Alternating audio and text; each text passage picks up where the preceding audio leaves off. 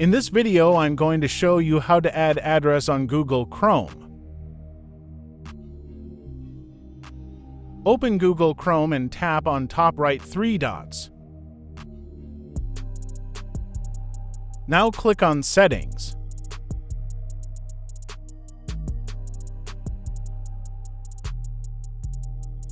Now click on Address.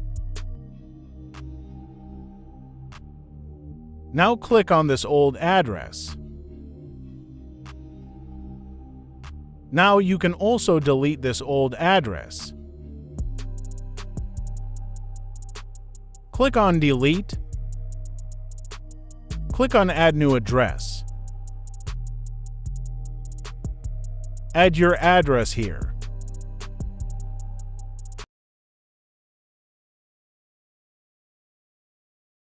After adding the address, click on the Done button.